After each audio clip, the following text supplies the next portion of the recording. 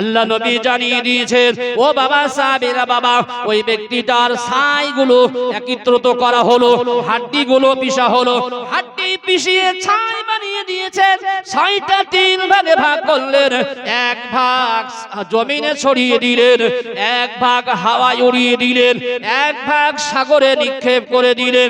আল্লাহ নবী বললেন, ও বাবা সাহাবীরা, ওই ব্যক্তির ভিতরে অন্তরে ভয় ছিল, আল্লাহর কঠিন আযাব, আল্লাহর আযাব সহ্য করা যাবে না, আল্লাহর জাহান্নামের আগুন সহ্য করতে পারবো না, আল্লাহ কঠিন আযাব দেবে। কবরের ভিতরে ডান দিকের মাটি এমন ভাবে পেছন দেবে, বা ডান দিকের পাজরা ভেঙে বাম দিকে চলে যাবে, বাম দিকের মাটি এমন ভাবে পেছন দেবে, চাপ দেবে, বাম দিকের পাজরা ভেঙে ডান দিকে চলে যাবে। ও বাবা ছেলেরা, আল্লাহর আযাব সহ্য করা যাবে না। আল্লাহ নবী বলেন, ও বাবা সাহাবীরা, ওই ব্যক্তিটা আল্লাহর ভয়ে এমন কাজ বলে গেলেন, আল্লাহ পাকের বান্দার মারা গেলেন, তার ছেলেরা ঠিক সেই কাজ করলেন। আল্লাহর কুদরতে ওই ব্যক্তিটাকে জীবিত করবেন। আল্লাহ অর্ডার করলেন, হে জমিন, তোমার ভিতরে আমার অমুক বান্দা, যে জায়গা অমুক বান্দার ছাই যেটা ছড়িয়ে দেওয়া হয়েছিল, ওই ছাইগুলো একত্রিত করে দাও।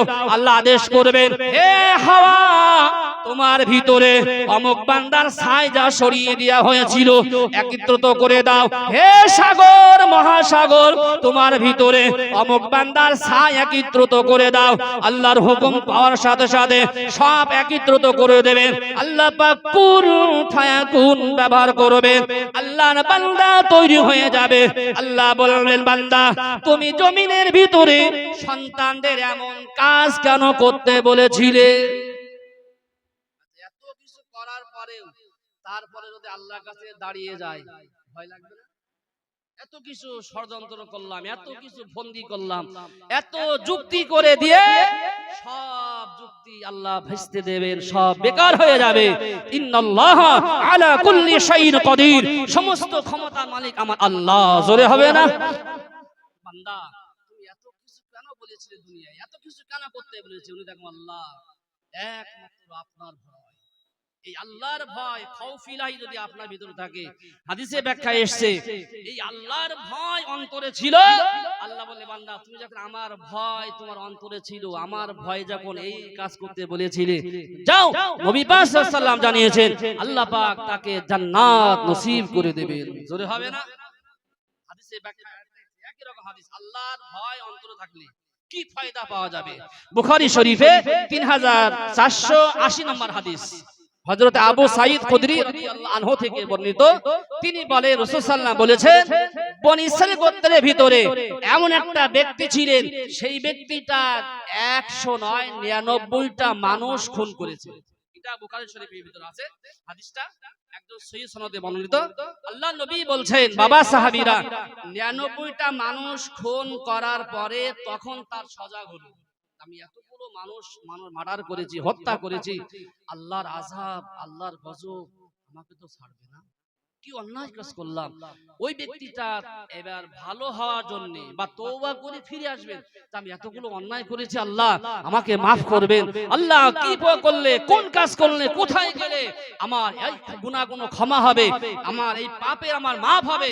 আল্লাহ নবী বলছেন, বাবা সাহাবীরা, ওই ব্যক্তিটা ক্ষমা পাওয়ার জন্য পথ, ভালো পথ ধরার জন্য চললেন। যেতে যেতে একটা খ্রিস্টান পাদ্রীর সঙ্গে সাক্ষাৎ, মানে আমরা যারা আলেম, খ্রিস্টান পাদ্রীর সঙ্গে দেখা, ভালো মানুষের ইলম আছে, তার ভিতরে জ্ঞান আছে, তার সঙ্গে সাক্ষাৎ হলো। নবী পাক সাল্লাল্লাহু আলাইহি ওয়াসাল্লাম বলছে, আল্লাহ নবী জানিয়ে দিলেন, ও বাবা সাহাবীরা, বাবা, আল্লাহ পাক ওই বান্দাটা একটা দুটো নয় 99টা মানুষ হত্যা করেছে, আল্লাহর ভয় অন্তরে জেগেছে, আল্লাহর খৌফ অন্তরে এসেছে। ওই ব্যক্তিটা বলল, ভাই পাদ্রী, আমার জীবনে এমন একটা কাজ করেছি, এত বড় অন্যায় করেছি, আমার জীবনে 99টা মানুষ খুন করেছি। ও ভাই পাদ্রী, আপনি বলবেন কি কাজ করলে, কোথায় গেলে আমার গুনাহটা ক্ষমা হবে, আমার পাপ মাফ হবে?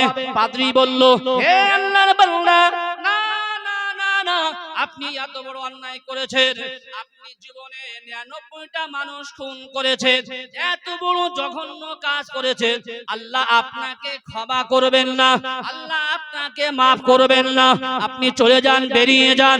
আল্লাহর বান্দা চিন্তা করলো 99টা মানুষ খুন করেছি, একটা বাকি রেখে লাভ কি হবে, 100টা পুড়িয়ে দিই।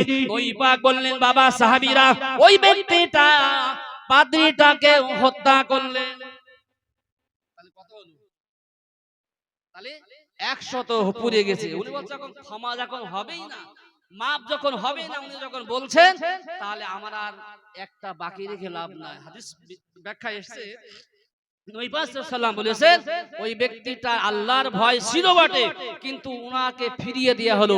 আল্লাহ বলছেন লা তাকনাতু মির রাহমাতিল্লাহ, বান্দা পাহাড় যদি গুনাহ করো আমার রহমত থেকে তোমরা দূরে যেও না, আমার রহমতের দিকে তাকিয়ে থাকো, আমি আল্লাহ তোমাদেরকে ক্ষমা করব। জোরে বলুন। আপনি নামাজ পড়ুন, পাপ করেছেন ফিরে আসুন, তওবা করুন, ফিরে এসে তাহাজ্জুদে রক্তে চলে যান। যখন মানুষ ঘুমিয়ে পড়বে, পৃথিবীর মানুষ সবাই ঘুমিয়ে পড়েছে, আপনি আল্লাহর কাছে দুটো হাত তুলে কাঁদুন, আল্লাহ জীবনে কত অন্যায় করেছি, কত পাপ করেছি, আল্লাহ পৃথিবীর মানুষ দেখতে পায় না, আপনি দেখেছেন, আমাকে ক্ষমা করুন। আল্লাহ বলছেন আমি ওই সমস্ত তওবাকারী বান্দাদেরকে আমি আল্লাহ মাফ করে দিলাম। জোরে বলুন, জোরে হবে না সুবহানাল্লাহ। ওই ব্যক্তিটা বলছেন যখন ক্ষমা হবে না, হাদিসের ব্যাখ্যা এসেছে, আর একটা হাদিস এসেছে ওই জন্য মানুষ যদি কেউ ভালো কথা বলে বা ভালো আশা কিছু করে তাকে ফিরিয়ে দেবেন। আমাদের ভিতরে এমন রেওয়াজ আছে, দেখা যায় আমাদের ভিতরে আমরা যদি বেশি নামাজ পড়ি, অনেক আছে, তবে লোক দেখানো দুটো জায়গায় মিথ্যা বলা জায়েজ আছে। একটা হলো আপনি আমল করবেন, আমল করে আপনি মানুষের সঙ্গে স্বীকার করবেন না। অনেক আছে কি আমল করলে আমি তাহাজ্জুদ পড়ি, এটা করি, ওটা করি, বিভিন্ন তার যা আমল সব মানুষের সঙ্গে বলে আমল তো দূরের কথা সব বরবাদ হয়ে যাবে। কিন্তু বলতে চেয়েছে যেটা ওই ব্যক্তিটা নামাজ পড়েন আর এক ব্যক্তি নামাজ পড়েন না। যে ব্যক্তি নামাজ পড়েন বলে ভাই তুই নামাজ পড়িস, এই বিভিন্ন গুনাহ কাজ করিস, আল্লাহ তোর জাহান্নামে দেবে। ও ব্যক্তি বলতো আল্লাহ যদি জাহান্নামে দেয় দেবে, আমি তো পড়তে সময় পাইনি বা পড়তে পারি না, আল্লাহ যদি আল্লাহ জাহান্নামে দেয় আমি যেতে রাজি আছি। আল্লাহ রাসূল সাল্লাল্লাহু আলাইহি ওয়াসাল্লাম বলছেন, হাদিসে ব্যাখ্যা এসেছে, কিছুদিন ভিতরে দুজনারই মৃত্যু হলো। আল্লাহ দুজন ব্যক্তিকে দাঁড় করালেন, দাঁড় করে বান্দা, যে ব্যক্তি নামাজ পড়ে তাকে বলছে বান্দা তুমি আমার ইবাদত করেছো, নামাজ পড়েছো, জাহান্নাম জান্নাতের মালিক কে? বললেন আল্লাহ। আপনি? আল্লাহ রাসূল বলছেন আপনি জাহান্নাম জান্নাতের মালিক।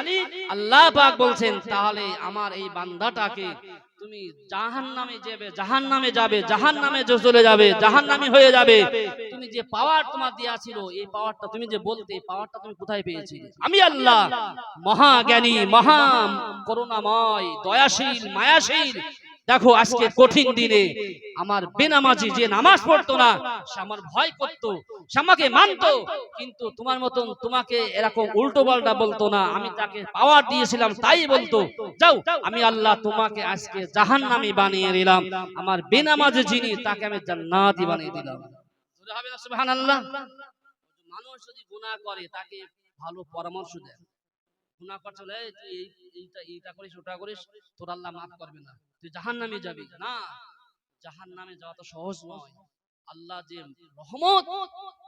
তবে যদি কোনো ব্যক্তি শিরক না করে, শিরকি গুনাহ না করে, যদি কিছু আমল থাকে জাহান্নামে খাটা ফাটাবার তাকে আল্লাহ জান্নাত নসিব করবেন। জোরে বলুন সুবহানাল্লাহ।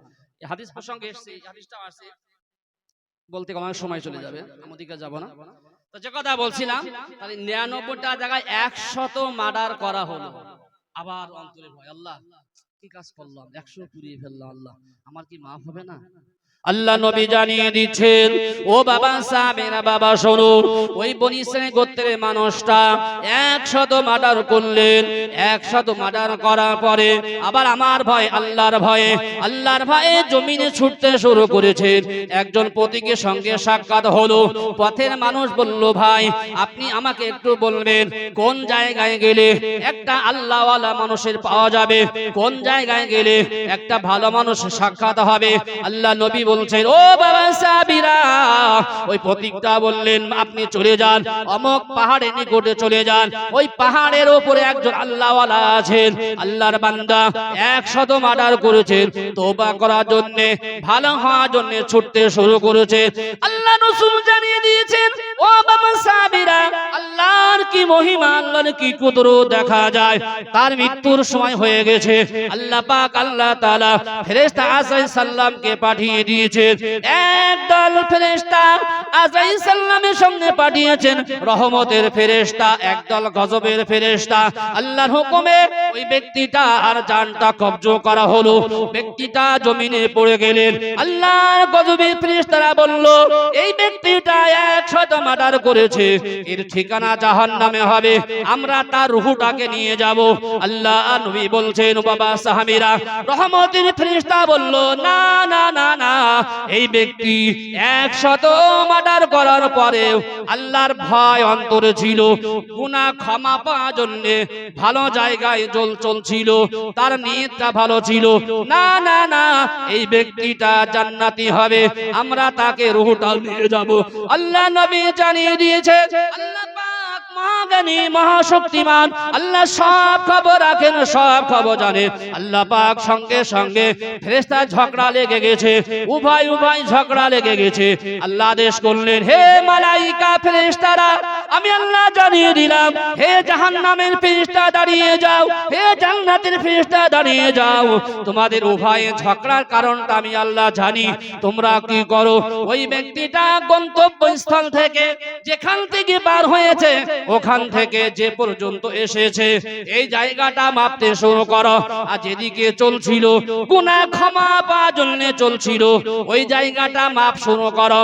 আল্লাহ নবী বললেন, উভয় ফেরেশতা জমিন মাপতে শুরু করলো। আল্লাহর তরফ থেকে আল্লাহ হুকুম দিয়ে দিলেন, হে সামনে জমিন, যেদিকে তওবা পাওয়ার জন্য চলছিলেন ওই দিকে জমিনকে বলল জমিন, আল্লাহ আদেশ করলো আমার বান্দার নিকটবর্তী হয়ে যাও, আর পিছনে জমিনকে বলল জমিন আমার বান্দার থেকে দূরে সরে যাও। আল্লাহ নবী জানিয়ে দিয়েছেন ফেরেশতারা মাপামাপি শুরু করলো। এমন সময় দেখা যায় ব্যক্তিটা পড়ে গেছেন 1 বিঘে সামনের দিকে বেশি হয়ে গেছে। জোরে বলুন সুবহানাল্লাহ, নারা